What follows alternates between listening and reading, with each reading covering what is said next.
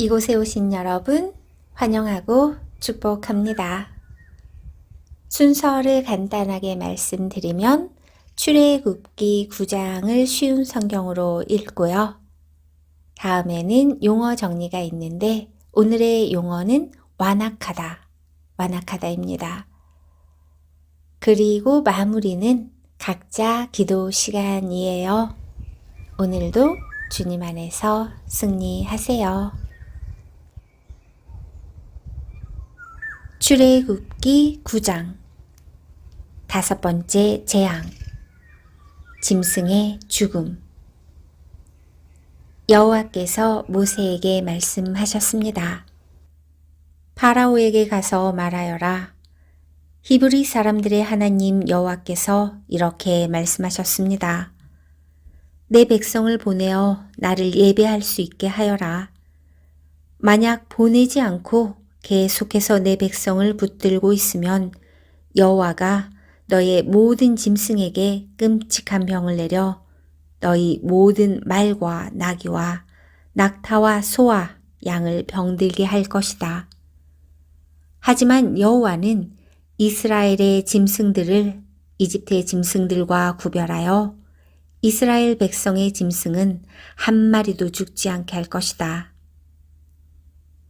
여호와께서는 때를 정하신 뒤 내일 이 땅에서 이 일을 하겠다 라고 말씀하셨습니다. 이튿날 여호와께서는 말씀하신 대로 하셨습니다. 이집트의 짐승들이 다 죽었습니다. 그러나 이스라엘 사람들의 짐승은 한 마리도 죽지 않았습니다. 파라오는 사람들을 보내어 이스라엘의 짐승들에게는 어떤 일이 일어났는지를 살펴보게 했습니다. 그들은 이스라엘의 짐승이 한 마리도 죽지 않은 것을 알았습니다. 하지만 파라오의 마음은 조금도 움직이지 않았습니다. 그는 백성을 내보내려 하지 않았습니다. 6번째 재앙, 종기. 여호와께서 모세와 아론에게 말씀하셨습니다. 아궁이의 재를 양손에 가득 쥐어라.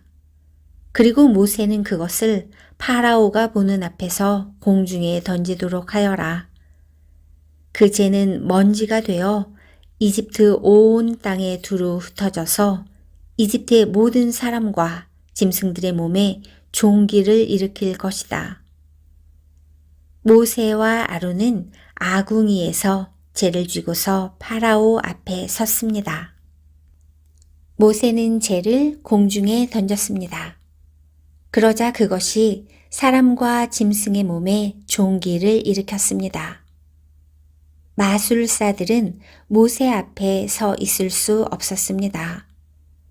왜냐하면 마술사들까지 포함해서 이집트 사람들은 한 사람도 빠짐없이 종기가 났기 때문입니다. 하지만 여호와께서는 파라오의 마음을 고집스러운 채로 두셨습니다. 그래서 그는 모세와 아론의 말을 들으려 하지 않았습니다. 이는 여호와께서 말씀하신 대로였습니다. 7번째 재앙, 우박. 여호와께서 모세에게 말씀하셨습니다. 아침 일찍 일어나 파라오에게 가서 말하여라. 히브리 사람들의 하나님 여호와께서 이렇게 말씀하셨습니다. 내 백성을 보내어 나를 예배할 수 있게 하여라. 만약 그렇게 하지 않으면 이번에는 온갖 벌을 너에게 내릴 것이다. 내가 너와 너의 신하들과 백성들에게 벌을 내려 모든 땅에 나와 같은 자가 없다는 것을 알게 할 것이다. 내가 내 손을 뻗어 너와 네 백성을 무서운 병으로 쳤다면 너는 이 세상에서 없어지고 말았을 것이다. 그러나 내가 너를 살려둔 까닭은 나의 능력을 네게 보여주어 내 이름이 모든 땅에 두루 퍼지게 하기 위함이다. 너는 아직까지도 내 백성 위에서 스스로를 높이며 백성을 내보내지 않고 있으니 내일 이맘때에 내가 끔찍한 우박을 내릴 것이다. 그것은 이집트 나라가 세워진 뒤로 지금까지 한 번도 보지 못했던 우박이 될 것이다. 그러니 들에 있는 네 짐승과 그 밖의 것들을 안전한 곳으로 피하게 하여라. 들에 남아있는 것은 사람이든 짐승이든 다 우박에 맞아 죽게 될 것이다. 파라오의 신하들 중에서 몇 사람은 여호와의 말씀을 듣고 두려워하여 급히 종과 짐승들을 안전한 곳으로 피하게 했습니다. 그러나 여호와의 말씀을 두려워하지 않은 사람들은 종과 짐승들을 그대로 들에 남겨두었습니다.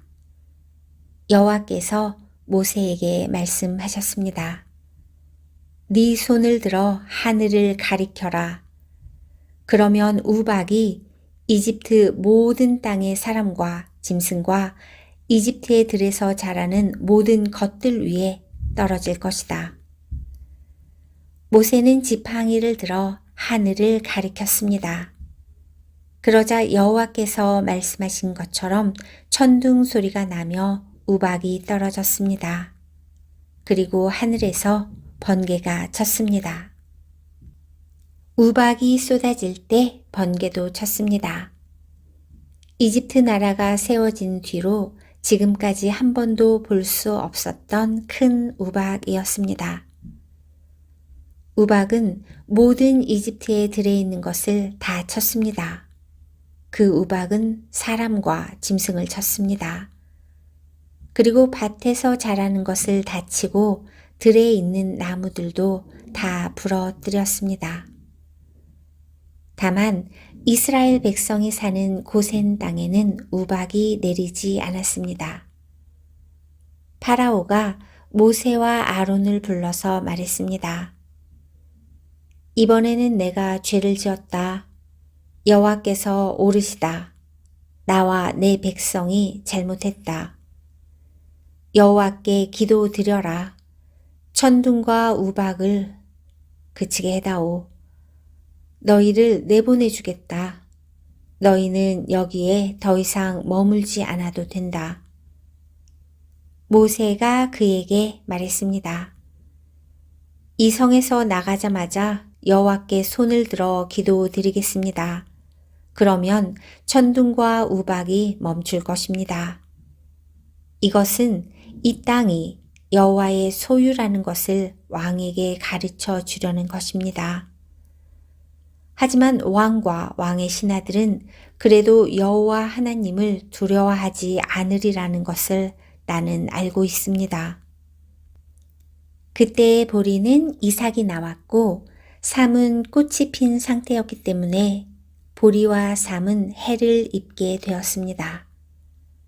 그러나 밀은 이삭이 늦게 나오기 때문에 해를 입지 않았습니다.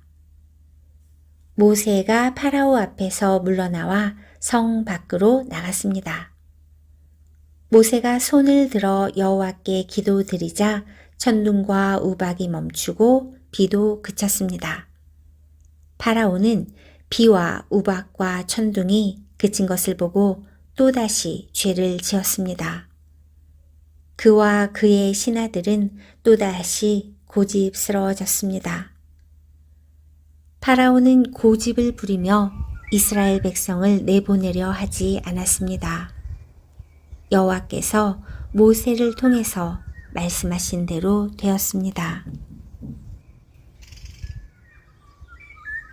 오늘의 용어 정리, 완악하다.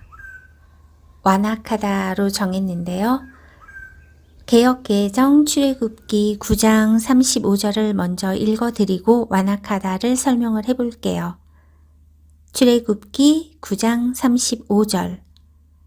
바로의 마음이 완악하여 이스라엘 자손을 내보내지 아니하였으니 여호와께서 모세에게 말씀하심과 같더라. 마음이 완악하다.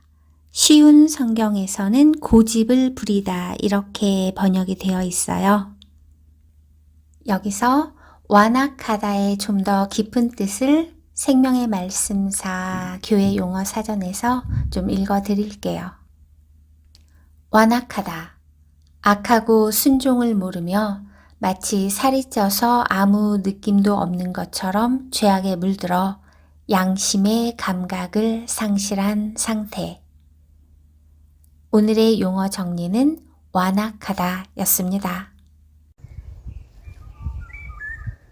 잠시 후 각자 기도 시간 이어집니다. 여러분, 오늘도 주님 안에서 승리하세요.